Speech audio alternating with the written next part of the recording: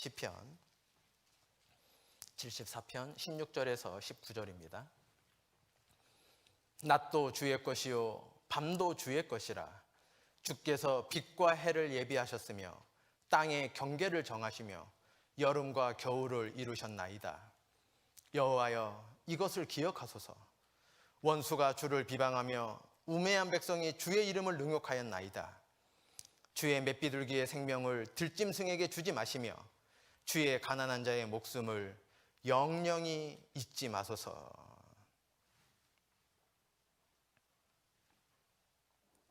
낮만 주님의 것입니까? 밤은 주님의 것 아닙니까? 주님이 결실풍성해지는 여름만 지으셨습니까? 얼어붙는 겨울은 주님이 지으신 거 아닙니까? 우리 인생 중에 흔히 말하는 꽃길 걷고 흔히 말하는 풍성한 열매 맺는 때만 바라는 사람들이 있다는 겁니다. 그러나 잊지 마셔야 될 게 산고의 고통을 지나가지 않으면 새 생명 얼굴은 볼 수 없습니다. 꽃샘 추위가 지나가지 않으면 봄은 볼 수가 없습니다.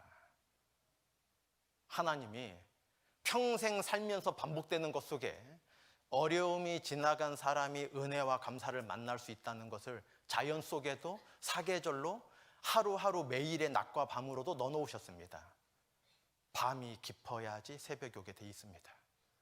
밤이 오지 않고 아침이 오는 날은 하나님이 천지를 창조한 일이 하루도 없었습니다.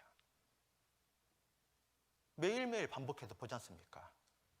밤이 너무 깊으면요, 이제 곧 아침 되겠구나, 그렇게 우리는 쉽게 생각합니다. 무슨 어려운 진리입니까 그게?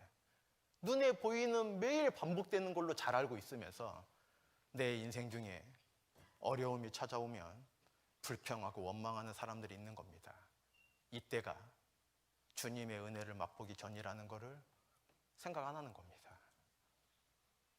아이, 너희들은 하나님 믿으면서 하나님의 위로가 없으면 뭘로 살겠어? 그러니 그런 얘기 하는 거겠지. 그렇습니까? 그러니까 아는 자가 없는 겁니다. 하나님이 왜 겸손한 자에게 은혜 주시고 낮고 낮은 자에게 은혜 넘치게 해준다는지 아무도 모르는 겁니다. 하나님께서 어두운 세상이건 내 인생 중에 정말 캄캄한 날을 만나게 되건 그럴 때 주님이 이 캄캄한 날을 내 육신의 인생에 지나가게 해주신 것처럼. 왜요? 고린도전서 7장 31절에 보면 이 세상 영적은 머물러 있습니까? 지나간다 그랬습니까? 지나간다고 말씀하셨지 않습니까? 구원받은 이후의 삶을 한번 생각해 보십시오. 여러분이 젊다고 고민 없다고 누가 말합니까? 여러분이 지금 마음속에 생각하고 있는 그 고민과 그 원통한 일들이 3년 전에 그 일과 비교해서는 너무나 작은 일일 수도 있습니다. 5년 전에 어떤 그 일과 비교해보면 지금 겪고 있는 고난은 아무것도 아닐 수도 있습니다. 사람은 너무나 우매한 존재이기 때문에 당장 눈앞에 있는 게 커 보이거든요. 이 중강당이 얼마나 큽니까? 얼마나. 여기에 지금 100여 명 넘는 분이 앉아 계십니다. 그런데 제가 제 눈 속에 성경책 한 권 제 눈앞에 딱 갖다 놓으면요, 새카만 것밖에 안 보입니다. 아무리 고개를 돌려봐도. 없어서입니까? 이 중강당에 이 많은 전구와 많은 시설물들, 많은 의자가 없어서입니까? 그대로 다 존재하지만 내가 이거 가까이 보니까 아무것도 안 보이는 겁니다. 지금 내 인생 중 27살 때 고난 있으니까 막 너무나 답답하고 원망하고 캄캄한 날이라 생각하는 겁니다. 3년 전에 너무나 놀라운 일들이 있었습니다. 5년 전에 너무나 놀라운 일들이 있었습니다. 그거 내가 지혜로워서 이겨내었습니까? 내가 겨자씨보다 더 큰 믿음이 있었기 때문에 옮겨진 겁니까? 산을 옮기듯이? 아닐 겁니다. 오늘 내가 고민한 문제 있지만 재작년에 가족 중에건 내 개인적이건 그 일 계속 오늘까지 있었다면 견디지 못할 사람 많습니다. 저도 제 인생 중에 가장 슬픈 날 중에 한 날이 작년 2월 달에 있었습니다. 늘 저희 어머님이 소천하셨습니다. 그날이 만약에 지금까지 있다면 저는 여기 못 서 있습니다. 너무 낭망돼서 못 서 있습니다. 제 믿음으로 이겨냈다 생각하지 않습니다. 지나갔더니 어쩔 때에는 이거 엄마 좋아하던 건데 웃으면서 먹기도 합니다. 사람은 당장 눈앞에 있는 게 크다 생각하는 거예요. 하나님이요, 얼마나 많은 걸 은혜로서 지나가게 했는지 모르는 겁니다. 그걸 내가 무슨 수로 지나가게 합니까? 하나님이 내가 하나님 앞에 너무나 부족함에도 불구하고 다 지나가게 해주셔서 오늘 이 자리에 은혜로 앉아 있는 겁니다. 그걸 알고 있는 사람이 또 살다가 어둡고 캄캄한 밤을 만나면요, 또 불평합니다. 하박국처럼. 어찌입니까? 어느 때까지입니까? 왜 이렇습니까? 그러나 그것도 지나가고 나면 그렇게 질문했다는 것조차 잊어버릴 만큼 다른 문제를 또 만나게 될 겁니다. 하나님께서 낮도 사용하시고 밤도 사용하신다는 걸 잊지 마시기 바랍니다. 하나님께서 여름도 지으셨고 겨울도 지으신 분이라는 걸 잊지 마시기 바랍니다. 세상 책에 이런 아름다운 말이 있습니다. 얼음 밑에 꽃이 숨어 있다.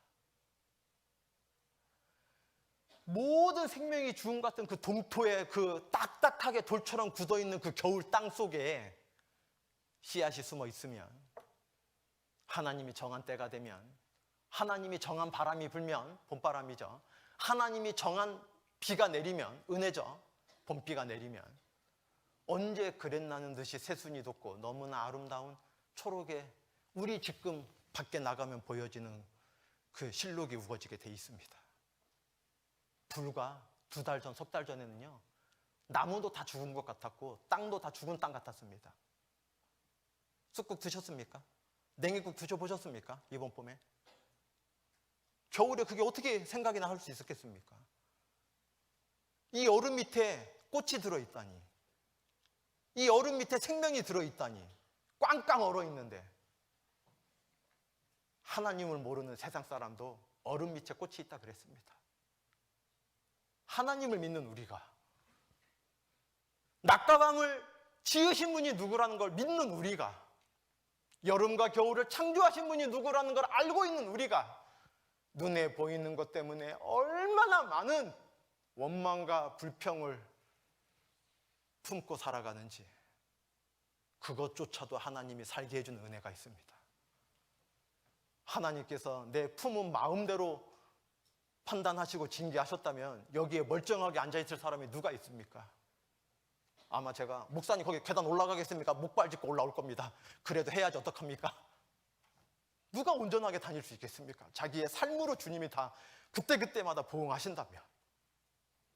내가 여기 멀쩡히 서 있는 게 은혜입니다. 겨우 감기 걸렸으니 얼마나 다행입니까?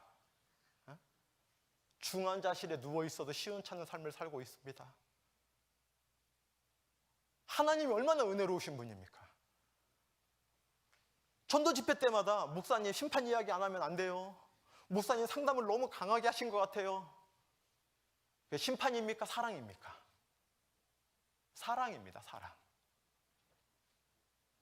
우리에게 더 큰 일 겪게 하지 않게 하기 위해서 정신 차리게 해준 겁니다. 감기 걸린 줄 알고 병원 갔다가 큰 병 발견한 분이 얼마나 많습니까? 우리가 지금의 삶의 모양만 보고 너무 어둡다 불평하시면 안 됩니다. 왜 나의 날만 캄캄한 밤이냐 원망하시면 안 됩니다. 밤이 깊으면 깊을수록 너무나 밝은 광명이 코앞에 와 있다는 증거입니다. 하나님께서 지금 여러분들 나이대 너무나 큰 고민이 있는 거 알고 있습니다. 여러분의 의지로 조정하는 건 열심히 노력하시겠지만 의지로 안 되는 것들 있지 않습니까? 주변 분들, 동료들, 내가 태어날 때부터 부여받은 환경들, 내가 좌지우지할 수 있습니까? 그런데 하나님은 환경을 바꿔주셔서 믿음을 성장시키는 게 아니라 마음을 바꿔놓아서 그 환경을 능히 넘어갈 수 있게 해주십니다.